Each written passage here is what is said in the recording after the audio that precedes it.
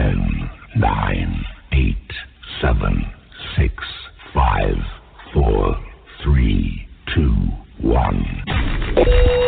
Broadcasting live from Studio 1A in Brooklyn, New York. This is Empire State Reptiles Live, specializing in connecting breeders and fans worldwide. Sit back and relax and enjoy the show.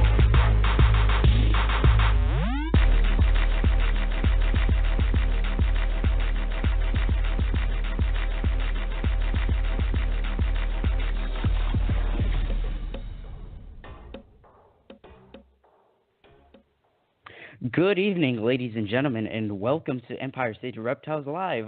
My name is Chris, and I am your beautiful host for tonight's show, as I was last week and the week before last. So you guys get the memo and everything like that. So last week we had on Jay from Prehistoric Pets. I hope you guys had a chance to sit down and listen to the show, even if you weren't listening live. You got a chance to listen to it on demand. It was a great show. And I saw those your numbers, and I'm pretty satisfied with what we pulled off last week. So hope you guys enjoyed that show. And today we have a very special person on our show. He's actually going to join us as a co-host. And for all of you that have been following us from the very beginning when we started in 2014, which was about 3 years ago, he was actually our first guest ever on the show. Yes, he was our first guest, so he's coming back and joining us as a co-host. I remember this. I sent him an email and asked if he could be a special guest on the show, and he took a leap of faith because we didn't know what we were doing, really. So he's back. So we're going to be sitting down and talking with him in a few and get to know him a little better for you guys that don't know him, but I'm pretty sure you guys will know who he is once he introduces himself. So, yeah. For all of you that don't know, Empire State Reptiles Live started in 2014 under the name of Reptiles or Only Friends. I know, a terrible name, unprofessional, and just very unpractical. But we started with that name, and that didn't really go so well. So we changed our name to Empire State Reptiles Live, and we just came back last August, I think it was. Yeah, last August we came back. And then we've been back and better than ever since then. So it's been truly incredible how our fan base has grown, especially over Instagram, where we're most known at with almost 2,500 followers. So I thank you guys for that. I applaud you guys for sticking with us through all the times where we had to take breaks and get our stuff together and make sure we were doing the right thing for you guys. And we've been doing great so far. So I want to talk about the show next week. We have Bill Strand on the show from Chameleon Breeder Podcast, who is last year's Best Radio Show of the Year of 2016, Editor's Choice Award from The Reptile Report, so congratulations to him. And as well, I want to give a shout-out to Python Radio, who I listen to every Tuesday night at 9 p.m. Great show. They won the Reader's Choice, so I applaud them for that. And I know we're on the ballot this year, but, there's always next year. So thank you guys for whoever voted this go-around with the awards. We really do appreciate it, and your support does not go unrecognized. So enough with me blabbering in my mouth and talking about stuff.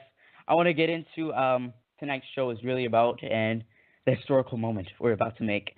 So may my special guests please welcome themselves onto the show. Well, hello there. Yeah. So, but you might say your name. My name is Morgan Beebe. I own Beebe Studios, Thor, Gecko, and Late Night Leo's Radio. Yes, he does. So, I know a couple of you were talking about him. I've had conversations with you guys over in direct messages on Instagram. You guys are talking about him. So I decided to take a leap of faith and ask him if he wanted to join this crazy show, and he agreed. So, Morgan, it's great to have you on as a co-host, man. It's very great. We're looking forward to the future. So would you mind telling us what you've been working with and what you do?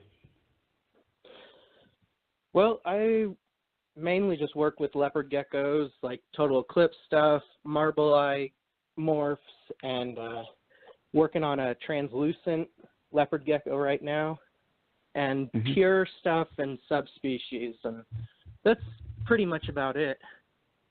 That sounds great. So how long have you been in the business? So producing leopard geckos and everything like that.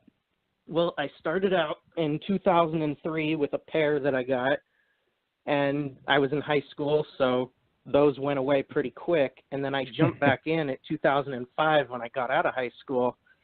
So pretty much from 2005, I've been selling to local pet stores. And then in 2010, I joined Gecko forums and really hit it with the online sales and shipping animals and all that crazy stuff. Yeah, definitely. So, like he mentioned, he's also the owner of Late Night Leo's, which is a very, very great show. How long has it been running? I think I don't even remember. 2007, I think. That's what or I wanted 2009. to say. Something like that. I bought it in 2013, so I've only had it for a few years. But I think it's the oldest, like, strictly leopard gecko radio show. Yeah, definitely. I think you guys have over 80 episodes, so you guys really worked hard on that show. So yeah. As far as the leopard geckos go, you said that you're working on a translucent leopard gecko. Yeah. So how's that coming along, and what basically goes into that? It's going along just terrible. I don't know if you were around for, I think it was the ghost A-male fat tails that they bred those things for so many years, and all it would make is like deformed babies. Yeah. So that's kind of what I'm going at. Oh, okay. Yeah. So a lot of deformities. The longest I've had is like a month-old translucent. Wow. So they would just die off after birth? Oh, after hatching? Yeah. Wow. Yeah, I mean, they'll eat. I have a video of one on YouTube someplace. I don't know if people some people might subscribe to me on Thor Gecko on YouTube. But I've got videos of, like, Taffy was the first totally from head to tail tip translucent that I hatched out. I mean, you could see her eat and breathe and the heart pumping and all that stuff. But that one I think I've still got her, but she only lived for maybe 2 weeks, something like that. 2 weeks. Wow. Yeah. Wow. So yeah, it was pretty bad. Definitely. Yeah. So what do you see your future like with? Are you gonna continue trying to maybe breed out the deformities if you can try to find the little niche in there?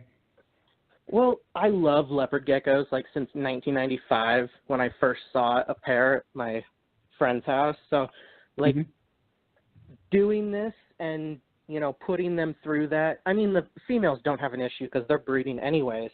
But, like, the babies that don't survive, they don't look like they're in pain. They don't have, like, issues like that, but they just die. So it's really hard for me to keep breeding a morph that's, going to do that. And I get a lot of crap for doing it, of course. Because people are like, why are you doing that? That's just like the enigmas. And then there's other people that are like, oh, yeah, just keep doing it.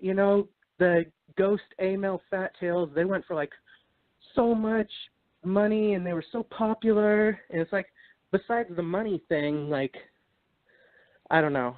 I tell people $150 is what it would go for once I get successful, because there's no way you could make your money back from so much failure. Yeah, that's definitely true. We understand that. So, besides your translucents that you're going at right now, so what else are you working with? I know we saw a couple of Murphy's patternlesses around in your collection. Yeah, I did the whole pure Murphy patternless bandwagon when that started going crazy. I don't know if you saw that when Golden Gate Geckos used to sell those things for like $50 to $75 a piece, just like plain, pure. And then, a couple big breeders jumped on the pure bandwagon. So then $500 for a pure Murphy patternless. Patternless, yep. So I jumped on that, and what I did was I crossed my Turkmenicus to my pure Murphy patternless. So right now we're going for Turk Murphys, which are looking pretty cool. Yeah. So I don't know. I just have this obsession with asking people this because I'm very interested because I get a whole range of answers from this. But the most rising, I would say, leopard gecko morse, or the luxurious leopard gecko morse that we all want and can't afford, is I'm just gonna go say the black leopard gecko, which is black pearl, black night, dark night. I don't even remember what it's called. So, so I mean, I've seen so many different names for it. I'm not sure if it's the same morph for what it is, but I've seen so many different names. I'm just gonna call it the black leopard gecko. So, yeah. have you been eyeballing that, or? I actually do have some pictures on Facebook on the Thor Gecko page of some black stuff that I've been playing around with for a few years. Mm-hmm. So I guess that I should just add that to my list. I mean, Yeah. It's So hypermelanistic is the. Huh? Oh, go ahead. No. Hypermelanistic is the proper term for any of the black geckos. I mean, they use the trade names like Black Velvet, Black Pearl, Black Knight, Charcoal, because that way you can say, okay, Charcoal, JMG Reptile made that.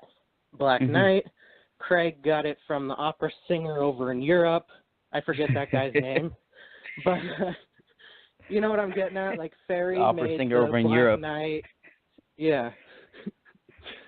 I don't know. Oh, Maybe man. that could be like a test question. If anybody knows the name of that guy, put it someplace, and maybe Chris can tag me. And if you got it right, if you get it right, we'll send you a leopard gecko or something this spring when my shipping opens up. Oh, okay. That's the challenge for you guys.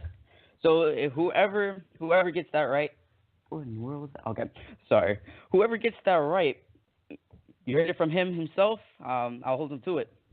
You'll get a leopard gecko. We should add some fine print to that. Anybody in the lower 48 states. I mean, if you're in Australia, I'm not paying for customs papers and all of that. So lower 48 only. So it's on you. Lower 48. Yeah. You guys understand that.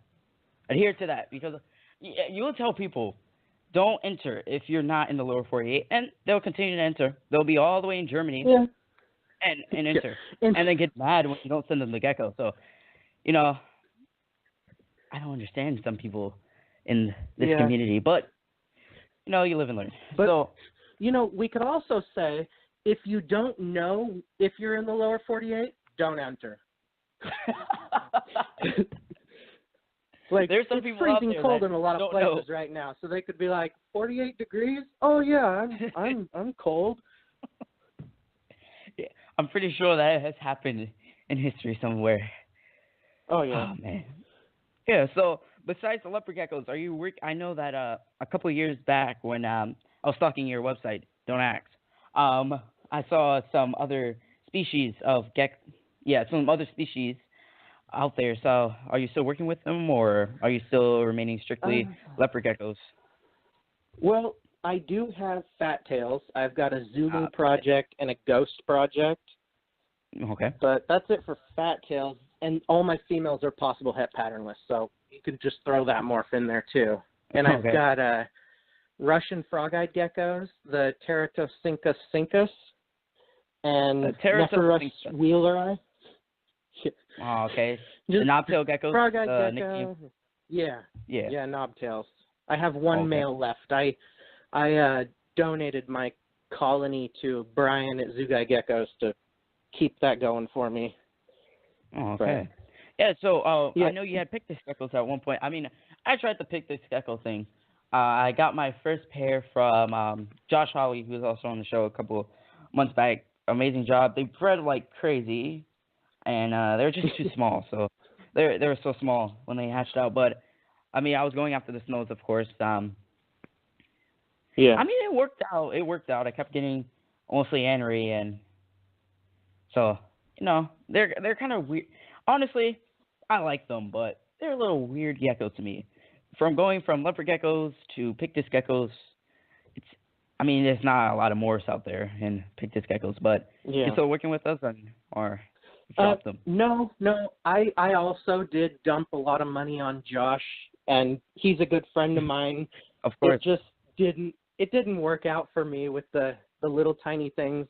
I actually did a video on Facebook where I'm like, okay, guys, let's go collect the eggs. And it's like crunch. My finger just crushes it.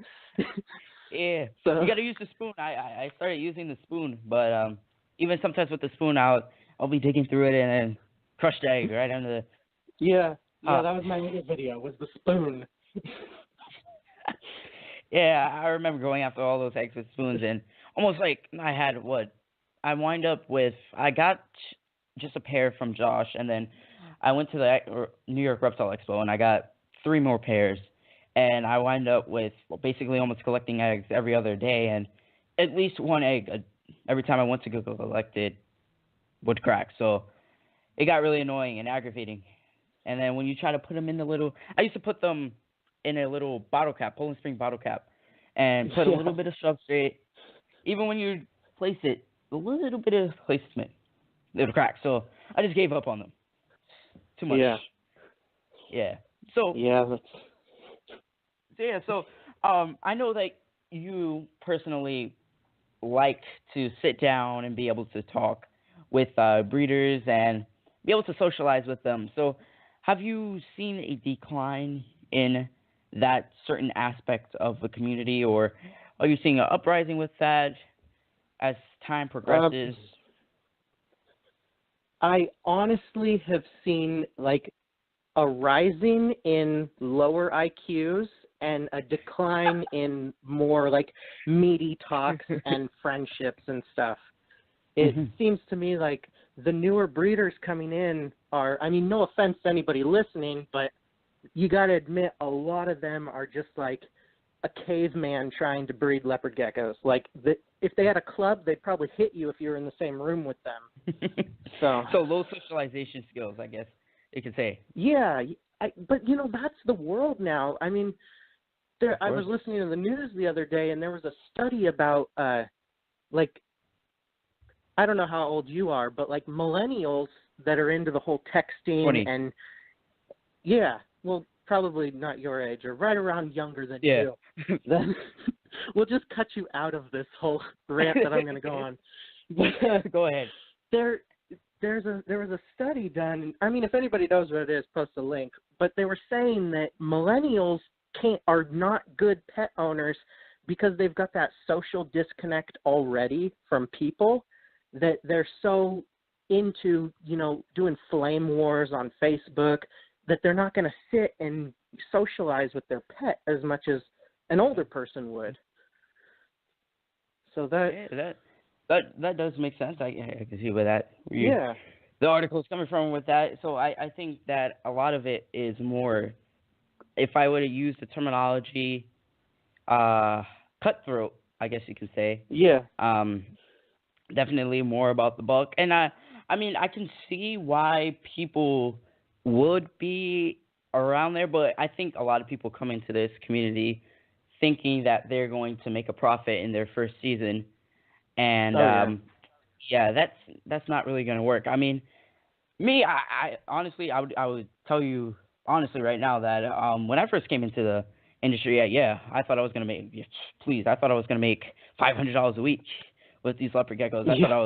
I thought I was the deal, but it dawned on me that I wasn't anywhere close to that. So a lot of people come into this community thinking they're going to make a lot of money, and I think you have to let some go if you want to make some. So what I mean by that, I mean, people don't want to trade. I think trading is a really great way to get your name out there, and people can kind of trust you almost a little bit to trade with you.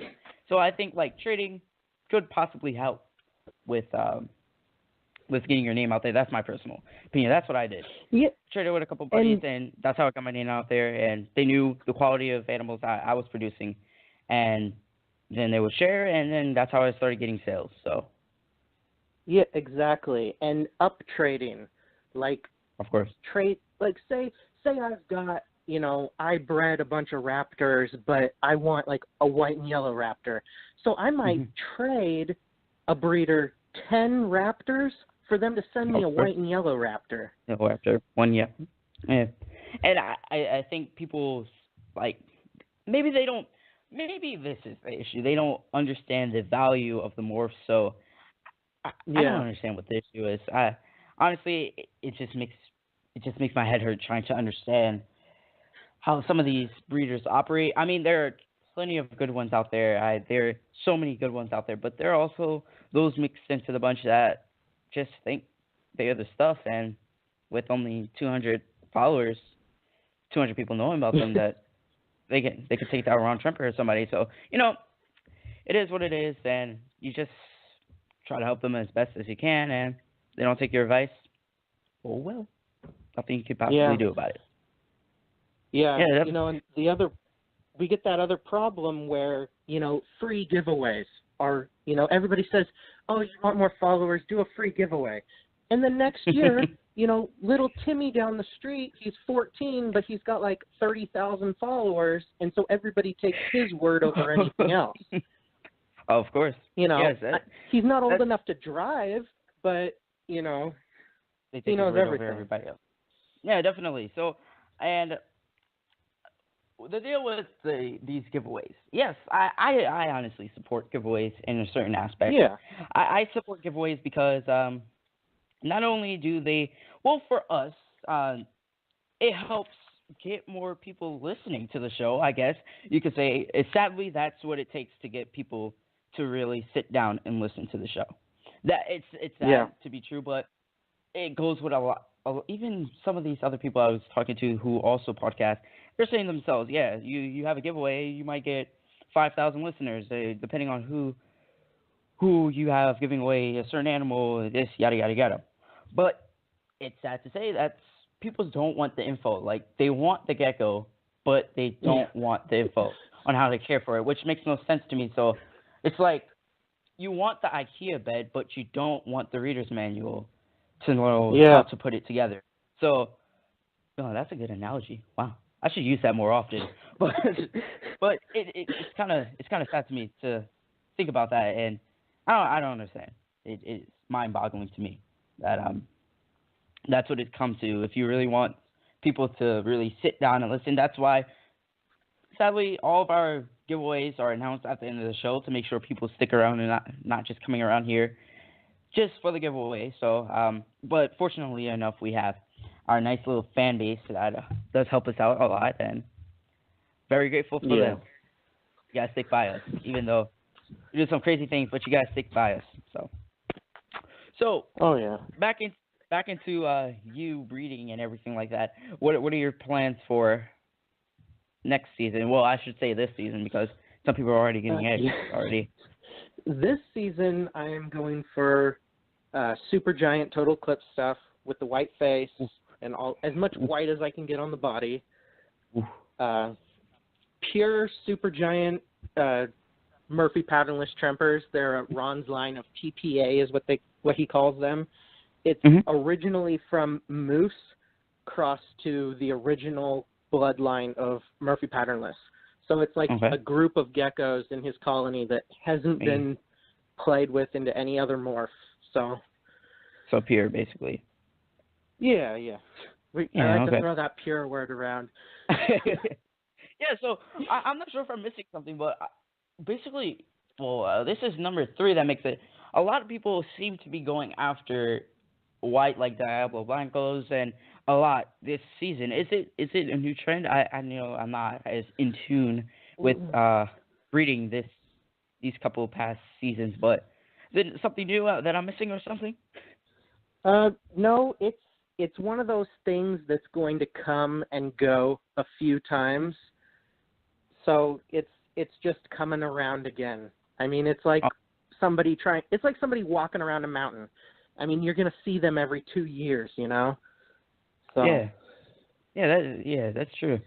So I'm really liking it because I think that's probably my favorite. I have to say that Diablo Blanco. What about you? It was. In like 2011, I jumped on that hardcore and was spending like $3,000 a month in the summer, just like bringing in all this stuff, super giant, super snow Diablo Blancos. And then, mean, in my YouTube videos, it's like another video of a Diablo Blanco having a seizure, like such, so sensitive to light. Like they were super sensitive to light. And I don't know if it was a bloodline thing, but a lot of people that I've talked to, with especially the super snow Diablo Blancos, they are very sensitive to light. Light. So it's just like regular house lights, or regular house lights. They're just sensitive. Yeah, it would have to. Yeah, it would have to be. Just like the T8 and T10 fluorescent lighting is what I had. So. Oh, okay. I mean, nothing hardcore. Yeah. Huh, that's weird. Are you seeing that now with? I know you probably have a couple still maybe left over. Are you seeing that now with any offsprings that you've produced from those previous parents? No, I am completely blizzard free for 2 years. Oh man, blizzard free for 2 years. Wow, congratulations. Yeah, I should get a medal for that or something. I know, right? Yeah. So, you're talking about that sensitivity to light. So it draws back to the ES, the Enigma syndrome. So, like, I know, like, when I first got into Enigmas, I had an Enigma. Where did I get the Enigma from? I think I want to say Ember Geckos. I don't remember where I got it from. And I remember she had a little knob tail. Her tail was just so short, but it was very, very fat. And she's almost like, have you seen the goats that you walk up to them, you scare them, and they just freeze and just fall over? Like the Sith goats, whatever you call those. You never heard of that? Oh, man. Push it up. I've heard of that, but I've never seen it in person. Yeah, you walk up to them, they'll just stiff up and just fall over. Fainting goats, that's the name of them. Fainting goats. Yeah, she would do something similar to that. Like, you would walk up to the cage and she would just stiff up and then just fall over. So, you seeing any Enigma syndrome or anything related to that in your collection? Yes, I jumped on the 2-copy white and yellow bandwagon a few years ago, and that was back then when white and yellow was thought to be either recessive, polygenic, or dominant, co-dom, line bred. Nobody knew. So we did do the 2-copy, and that's just where you are mashing white and yellow every year. Just mash it together. That's all you're doing. So that translated to some Enigma syndrome in your parents, right? In your offspring. Yeah. Well, we call it white and yellow syndrome because it's much more severe. I have videos on YouTube of a gecko smacking its jaw on the floor of the tub, and a few of them actually broke their jaws, and one died from it. Really? Yeah. They would just go. So they would just go to the floor and just start banging their. Wow, that's severe. That's real severe. Wow, that's. Yeah, and like running backwards, like backwards running, was huge problem that I had. Yeah, I don't even know if I should be saying this on the radio. Don't buy from here. His animals are all messed up. Yeah, I mean, I guess it's knowledge to know if you ever see your white and yellows or your Enigma's doing something crazy, you have some reference to possibly figure out what it is. But I mean, I've never seen anything that severe. Wow, that's crazy. I totally believe in sharing all the bad with all the good. Mhm. Wow. Yeah.